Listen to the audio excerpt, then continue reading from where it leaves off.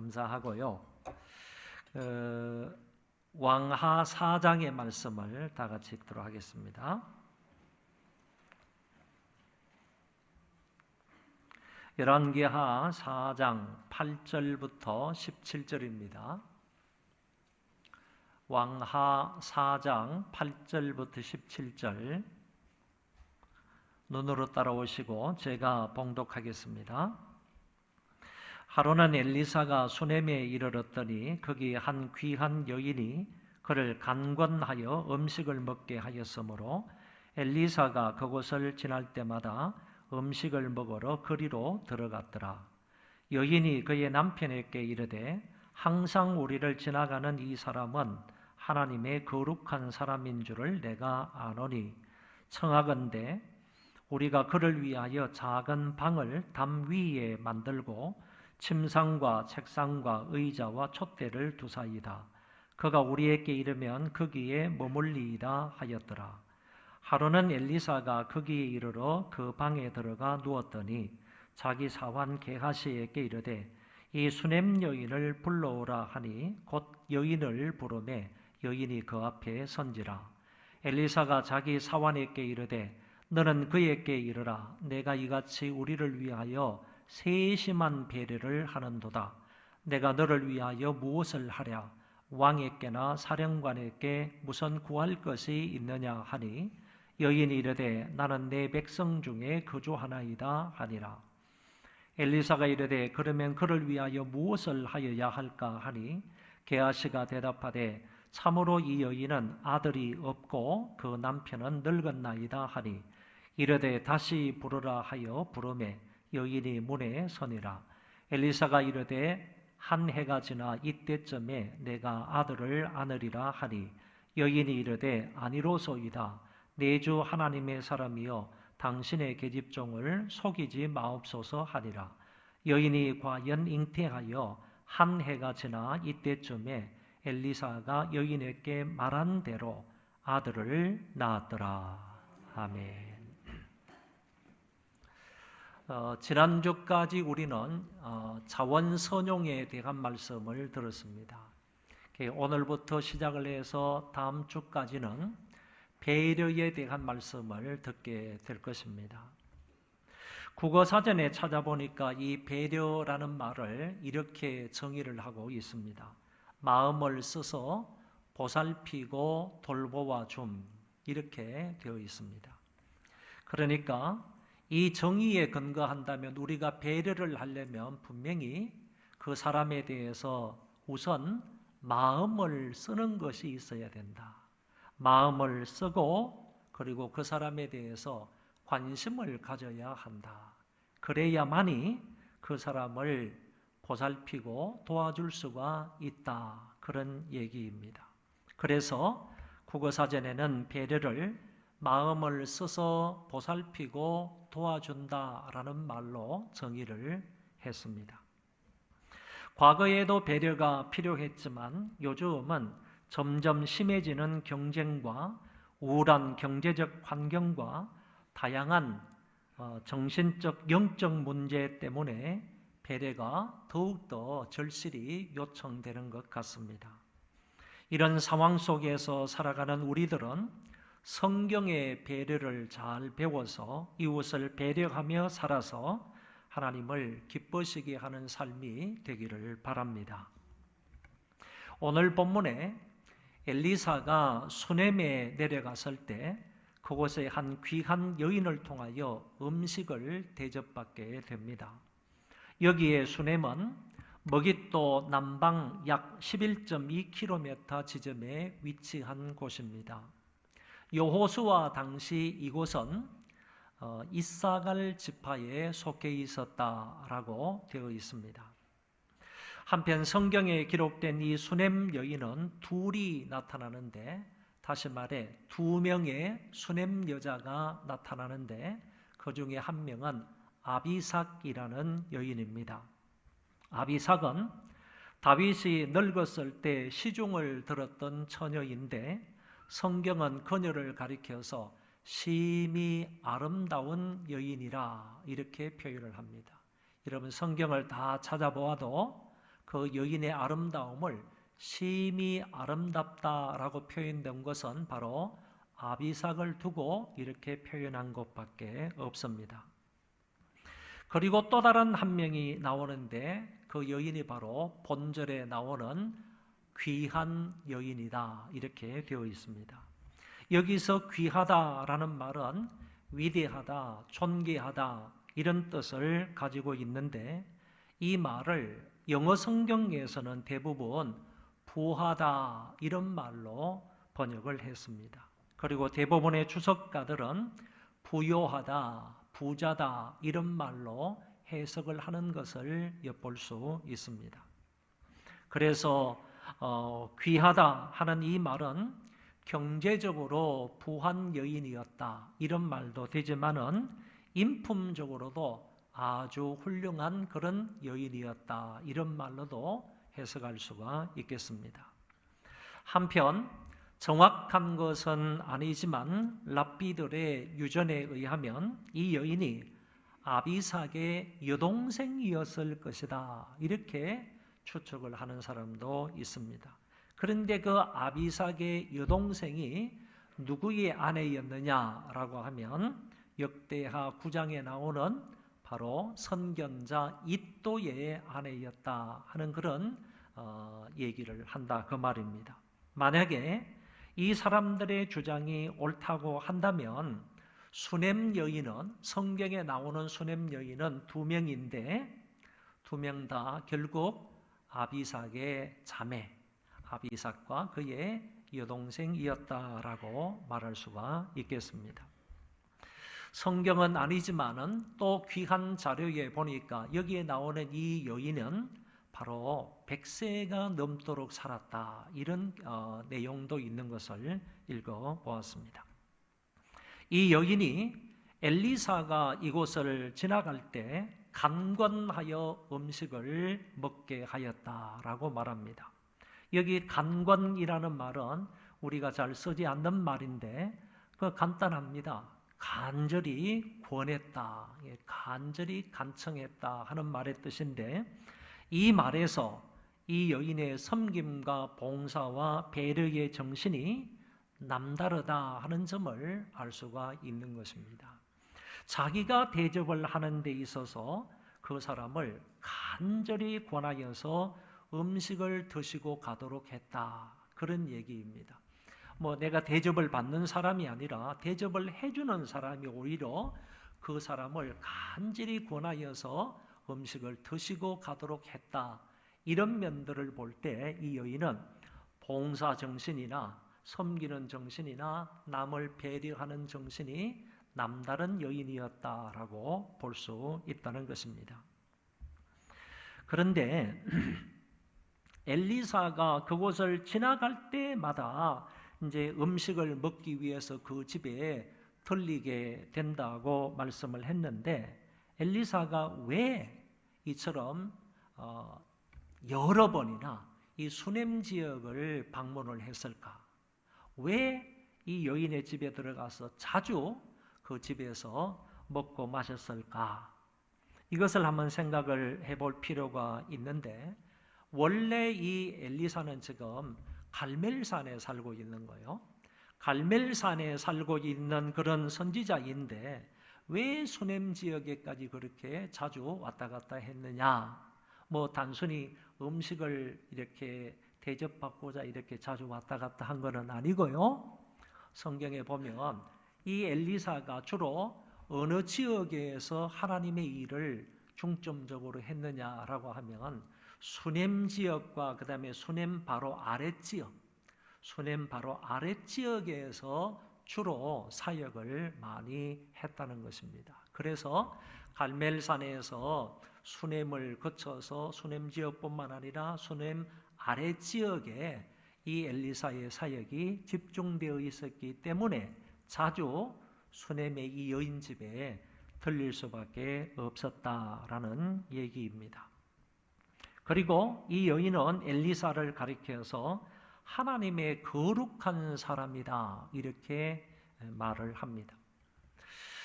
계속해서 엘리사를 대접해 주던 이 수넴 여인은 그가 참된 하나님의 사람이었다라는 점을 알게 된 것입니다. 사람들은 오랫동안 서로 교제를 하다 보면 상대방의 허물을 보기 십상이지만 엘리사는 참된 하나님의 사람이었기에 이 여인으로부터 이런 평가를 받게 되었다는 것입니다. 당시에는 하나님의 사람이라고 말은 하면서 사람들로부터 거짓 선지자로 평가받은 사람들이 많이 있었는데, 그런 사람들과 대조를 하거나 비교해 볼 때 분명히 엘리사는 다른 사람이었다 하는 점을 알게 되는 것입니다.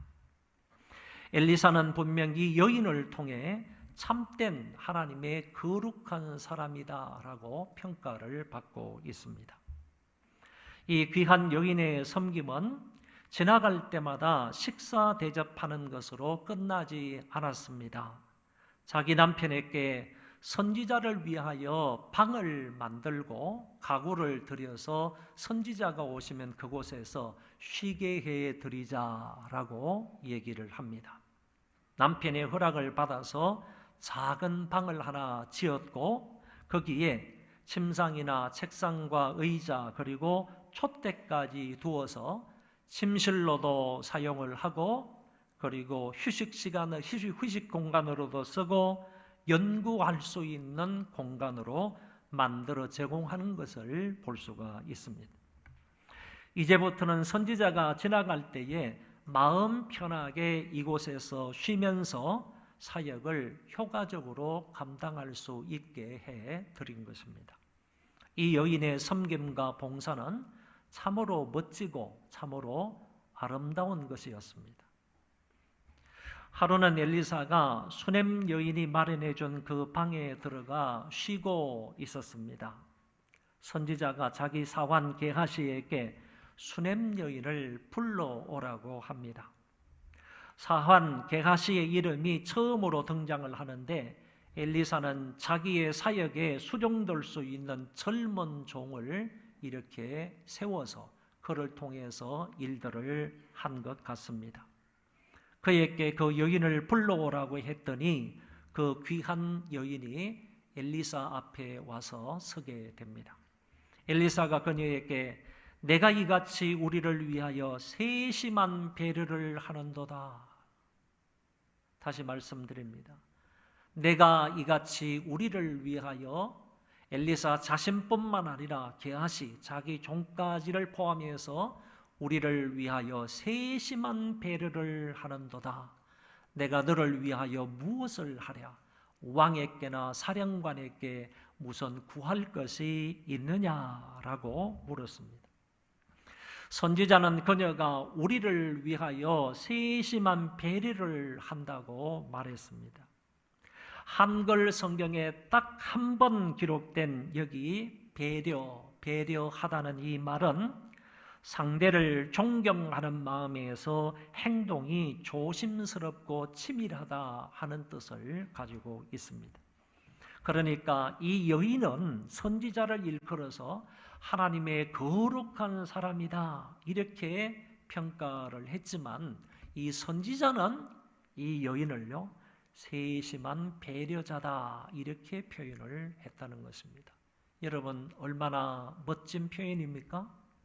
이 여인은 우리 집에 왔다 갔다 하는 이 사람을 보니까 이 사람은 정말 거짓 선지자들이 아니고 그런 사람들과 분명히 구별된 그런 존재로서 하나님의 거룩한 참 그런 사람이다 하는 점을 얘기를 했는데, 그리고 이 선지자는 또 이 집에 머물고 있는, 이 집에서 자기를 대접해 주는 그 여인을 가리켜서 표현하기를 이 여인은 우리를 위해서 세심하게 배려하는 자다 이렇게 표현을 주고받고 있다, 그런 얘기입니다.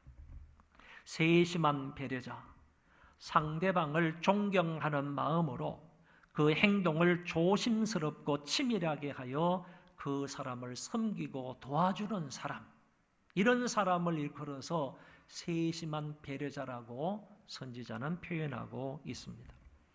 이 말씀을 듣는 저와 여러분들도 이 여인처럼 세심한 배려자가 되었으면 좋겠습니다.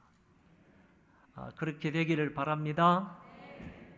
옆 사람하고 한번 인사하겠습니다.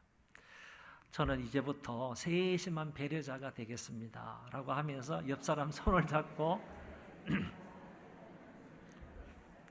이제부터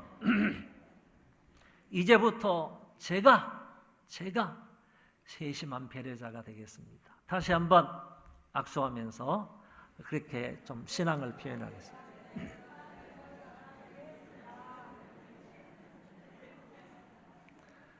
앞에 사람이 없어도요, 그냥 말로서 얘기하세요. 말로서. 정말 이 말씀을 듣는 저와 여러분들, 이 여인처럼 세심한 배려자의 삶을 살아갈 수 있기 바랍니다. 그러면서 엘리사가 이렇게 말합니다. 내가 너를 위하여 무엇을 해줄까? 선지자는 너무너무 감사한 겁니다. 감사한 겁니다. 지금까지 자기를 이렇게 대접해주고 이렇게 배려해준 사람이 없었는데 이렇게 감사한 마음을 갖게 되었으니 그 감사한 마음에 내가 당신을 위해서 무엇을 해줄 게 있느냐라고 물은 것입니다. 왕이나 군대 사령관에게 구할 것이 있느냐? 나에게 말하면 내가 그것을 왕에게 말하고 사령관에게도 말해줄 수 있다. 이렇게 얘기를 합니다. 이 정도로 보니까 이 엘리사가요, 상당한 위치에 있는 사람이죠. 상당히 존경과 권위가 있는 사람이다. 왕에게도 무엇인가를 말할 수 있고 이 지역을 관리하는 사령관에게도 말할 수 있는 그런 사람이라는 것을 알게 되니까 이 엘리사는 상당한 권위가 있고 상당한 위치에 있었던 사람임을 부인할 수 없는 거죠. 아마도 이 엘리사는 이 여인이 부자였기 때문에요, 자기의 재산을 끝까지 잘 보호하기 위해서는 권력이 필요할 수도 있다라는 생각에서 이런 말을 한 것 같습니다. 그러나 결코 부정청탁을 해주겠다 하는 얘기는 아니라는 것입니다. 이에 그 여인은 나는 내 백성 중에 거주하나이다 라는 짧은 한마디 말로 대답을 합니다. 자, 무슨 소원이 있어? 무슨 불평이 있어? 아니면 어떤 불만이 있어? 그런 것이 있으면 내가 왕에게도 얘기해주고 사령관에게도 얘기해 줄 테니까 무슨 일이 있으면 나한테 그 얘기를 해라. 그랬는데 만약에 이렇게 물었으면 그 여인은 나에게는 없습니다. 그런 저는 없습니다. 이렇게 말하는 것이 정상일 것인데 이 여인의 대답은 나는 내 백성 중에 거주하나이다. 이렇게 대답을 한다는 겁니다. 이 말 속에는 어떤 의미가 있는가 하면 두 가지 의미가 포함되어 있는데 첫째는요, 왕이나 사령관에게 아무런 불평불만이 없습니다. 그런 얘기예요. 나는 왕에게 내 불평을 얘기할 거리가 없습니다. 사령관에게도 내 원망을 얘기할 거리가 없습니다. 나는 아무런 원망 불평거리가 없습니다. 나는 평안히 잘 살고 있습니다.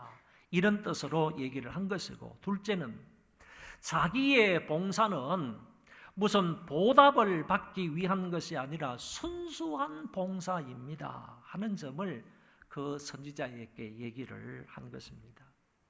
그러니까 자기는 이렇게 평안히 잘 살고 있다는 얘기이고 자신의 봉사는 조건적이 아니라 순수한 봉사입니다 하는 점을 그 선지자에게 얘기를 했습니다.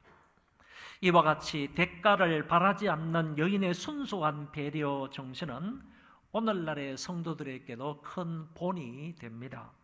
그렇기 때문에 자신의 명예욕을 충족시키기 위하여서 교회에서 어떤 봉사를 하는 것도 아니고요, 물질적인 축복을 바라고 헌금하는 것도 아니다 하는 점을 이 말씀을 통하여서 간접적으로 배우게 됩니다.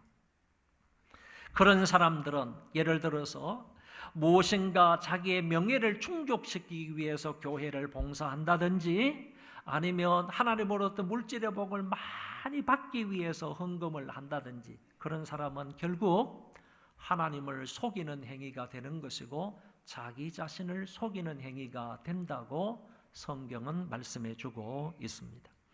그러므로 성도들은 하나님의 일을 하거나 이웃을 섬길 때 아무런 사심 없이요, 욕심 없이 사랑으로 봉사해야 하는 것입니다. 그럴 때 지극히 작은 소자 하나에게 행한 것이 곧 주께 행한 것이 되고 하나님께 행한 것이 되는 것입니다. 선지자의 이 물음에 여인이 나에게는 아무런 문제가 없고 평안히 잘 살고 있다는 답은 했지만, 그 답은 들었지만, 그래도 이 선지자는 그 여인에게 무엇인가 해주고 싶은 생각이 있는 거예요. 너무너무 고마운 마음에 지금까지 되어왔던 모든 일들을 생각하면 너무너무 은혜와 혜택을 많이 받았잖아요. 그래서 저 여인에게 저 여인을 위해서 내가 무엇을 할 수 있을까? 이런 생각을 선지자는 갖고 있는 것입니다.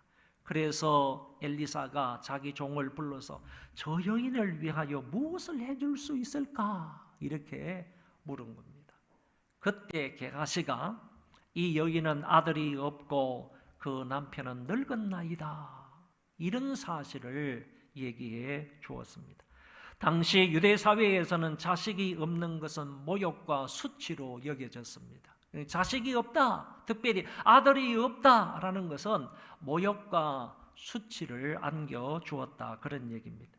이 집에 아들이 없다는 말도 참담한데 남편이 늙었다는 말을 덧붙이고 있으므로 이 가정에서 아들이 생겨난다는 것은 100% 불가능하다는 얘기입니다. 늙었다는 것은 남편이 자식을 생산할 능력이 없다는 사실을 완곡하게 표현을 한 것입니다. 그런데 종이 이 말을 왜 선지자에게 했겠습니까?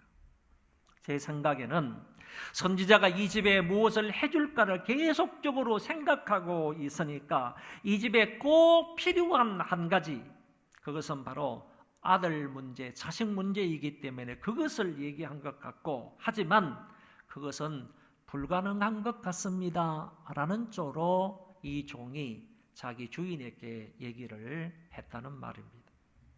이때 선지자가 다시 그 여자를 불러서 여자에게 이런 예고, 이것은 일종의 예언 비슷한 것입니다. 이 예고를 합니다. 한 해가 지나 이때쯤에 내가 아들을 안으리라. 여인이 이르되 아니로소이다. 내 주 하나님의 사람이여 당신의 계집종을 속이지 마옵소서. 여인은 선지자의 말을 부정했습니다. 그리고 나를 속이지 말라고 합니다. 여기에서 속이지 말라 하는 이 말은 어떤 소망을 나에게 말해줌으로 인하여서 나를 흥분시키지 마십시오, 그런 뜻입니다. 다시 말하면 아이를 주겠다 또는 아이를 안게 되겠다, 이런 소망적인 말을 나에게 함으로 인하여서 그것 때문에 내 마음을 흥분시키지 마십시오, 이런 뜻의 말인 것입니다.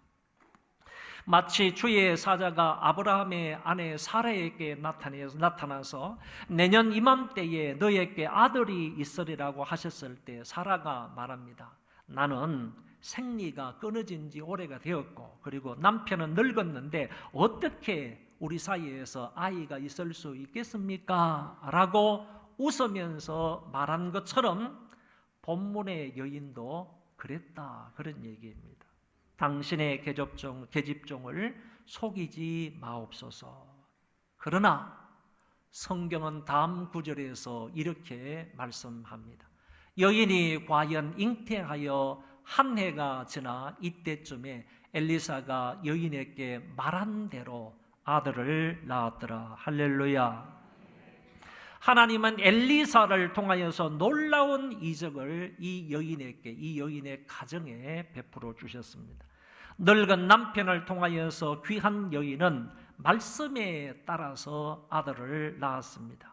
하나님이 이 가정에 부족한 점 한 가지, 이 가정에 다른 것은 다 완벽할 정도로 다 갖추어졌는데 부족한 것 한 가지, 그 아들을 주셨다는 점을 말할 수 있습니다. 그런데 여기에 사용되어 있는 아들이라는 단어입니다. 이 아들이라는 단어는요, 히브리어로 벤이라고 말하는데 이 벤이라는 단어 속에는 두 가지 의미가 있어요. 단순히 한 아들이라 하는 이런 의미뿐만 아니라요, 두 번째 의미는 세우다라는 의미가 있다는 겁니다. 그러니까 하나님께서 이 가정에 아들을 주신 것도 이 가정편에서 보면 엄청난 은혜와 축복이잖아요. 그런데 하나님께서 이 아들을 통하여서 이 가문을 다시 세우겠다는 겁니다. 그러니까 이게 얼마나 큰 축복이고 이게 얼마나 큰 은혜이냐 이거지. 단순히 한 아들을 주셨을 뿐만 아니라 그 아들을 통하여서 이 가문을 세우겠다는 거예요. 이 가문이 끊어지지 않고 이 가문을 계속 이어가겠다. 이 가문을 내가 세우겠다 하는 의미로 하나님께서 은혜로 이 가정에 아들을 주셨다라는 말입니다. 중요한 것은요, 하나님이 이 여인에게 이런 귀한 은혜와 사랑과 복을 베풀어 주신 것은 그 여인이 하나님의 종이요 하나님의 거룩한 사람이 엘리사에게 정말 지극정성으로 세심하게 배려했기 때문이다라는 것입니다.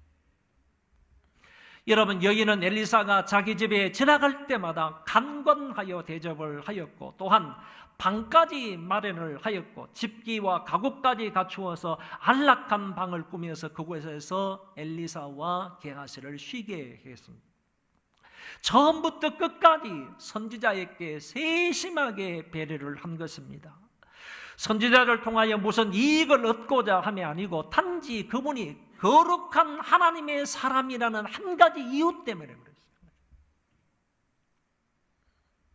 아무런 보상을 바라지 아니하고 순수한 마음으로 하나님을 사랑하듯요, 그런 사람들에게 배려를 했다는 것입니다. 그러므로 이 여인은 하나님의 은혜 중에 늦둥이 아들을 얻게 된 것입니다. 아내도 기뻤겠지만 늙은 아버지는 얼마나 기뻐하며 감사했겠습니까? 그리고 이제 가문을 제대로 세울 수 있게 되었으니, 우리 대에서 이 가문이 끝나는 줄 알았는데 이 가문이 이어지고 가문을 새롭게 세울 수 있게 되었으니 이것 또한 얼마나 좋은 일이겠습니까? 이런 것도 말할 수 없는 하나님의 은혜요 사랑이지만 저는 이것보다 더 중요한 은혜가 이 집에 있었다고 생각합니다. 그것은 다름 아닌 엘리사 선지자가 이 집에 머물 때마다 식사 대접을 받는 것 아닙니까? 식사 대접을 받을 때마다 선지자가 이 가정을 위해서 기도했지 않겠습니까? 저 여인과 이 가족들, 이 가정을 위해서 기도했지 않았겠습니까? 그리고 밤에 주무실 때 아니면 이곳에 집에 들어갈 때 이 모든 일들을 마치고 그 집을 나와서 갈멜산으로 갈 때 아니면 사역지로 갈 때 그때마다 이 선지자는 하나님 앞에 이 가족들을 위해서, 가정을 위해서 기도했을 것이라고 봅니다. 뿐만 아니라요, 이 집에 오랫동안 머물 때는 숙식을 하게 되면 머무는 것 아닙니까? 이 집에 머물 때면 선지자이니까 항상 두루마리 성경을 가지고 다닐 것 아닙니까?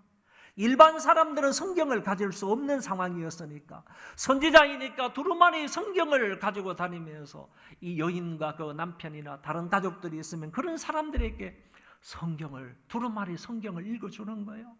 그리고 읽어줄 뿐만 아니라 그 성경 말씀을 가르쳐 주는 거예요. 해석해 주는 거예요. 말씀을 통하여서 은혜 받은 것들이 수없이 많았을 것이다.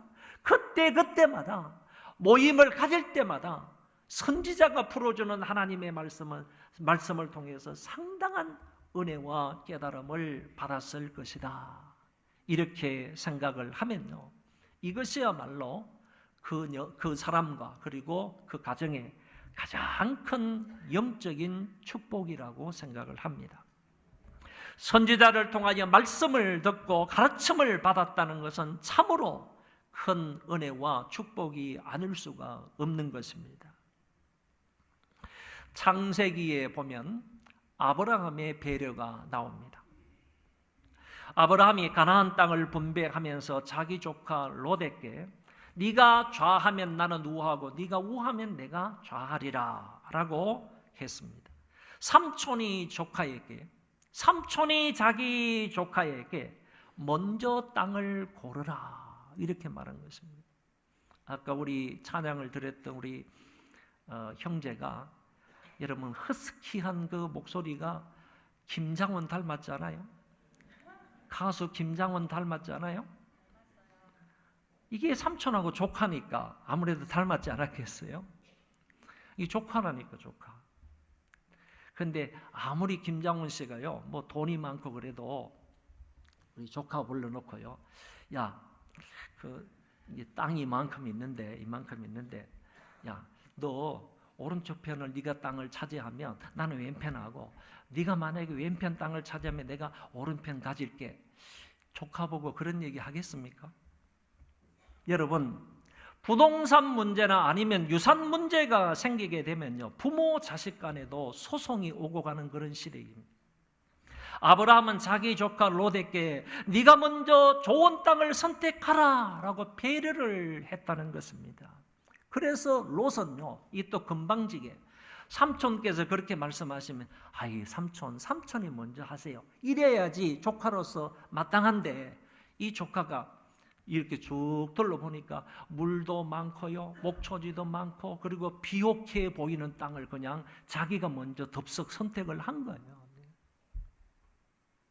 그런데 이렇게 선택을 내서 롯은 자기 양떼들, 소떼들 다 몰고 자기 종들하고 다 함께 그쪽 지역으로 갔단 말이지.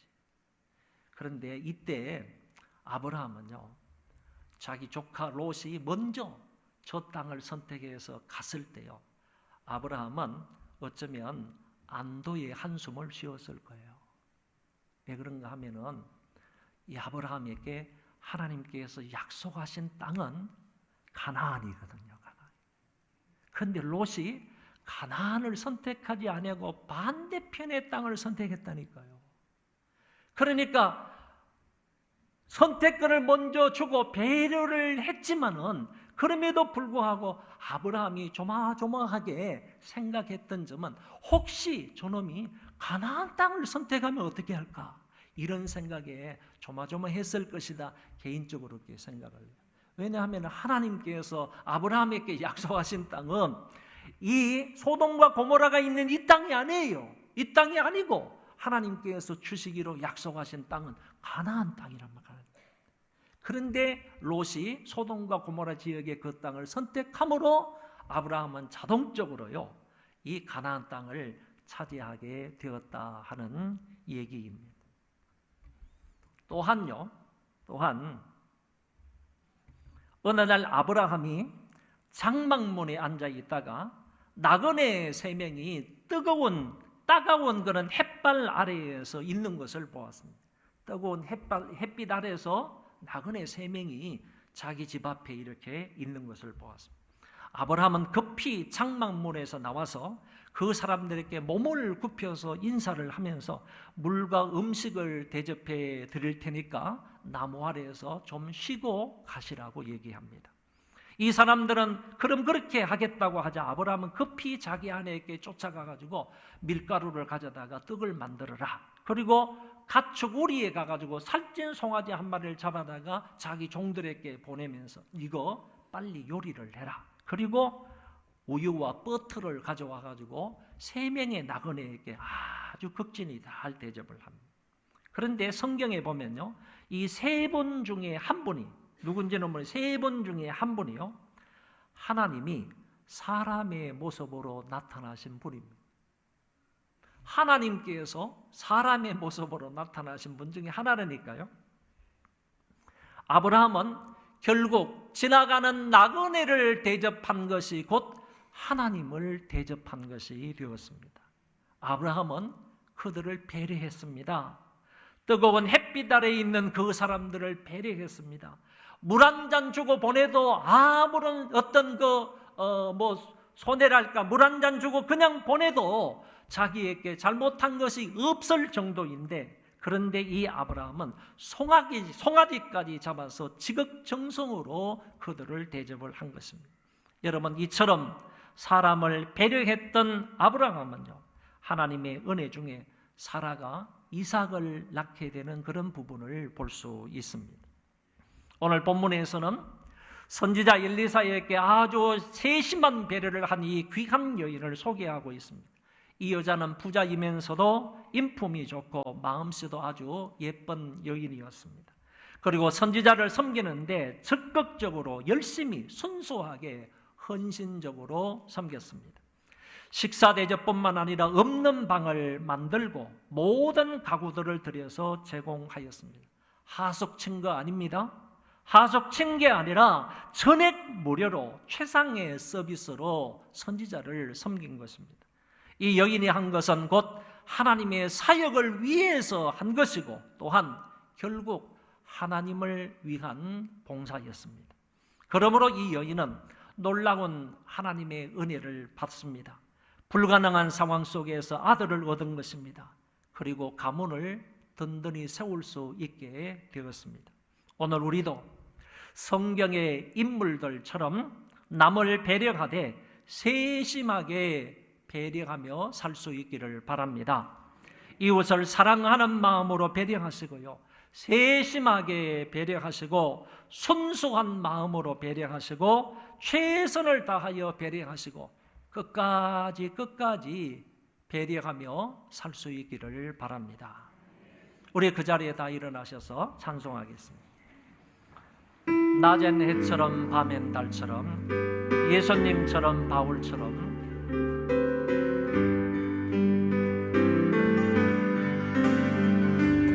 낮엔 해처럼 밤엔 달처럼 그렇게 살 순 없을까? 욕심도 없이 모든 세상 비추어 온전히 남을 위해 살듯이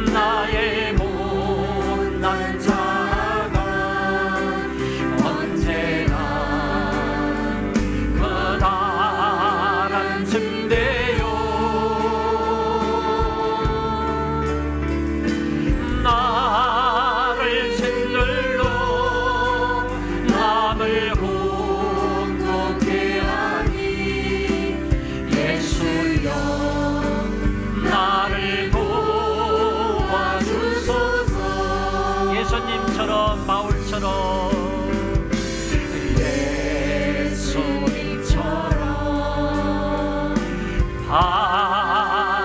바울처럼 그렇게 살 수 없을까? 남을 위하여 당신 온전히 버리셨던 것처럼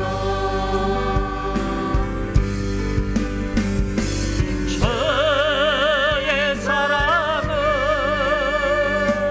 베푸는 사랑 값없이 고져주는 사랑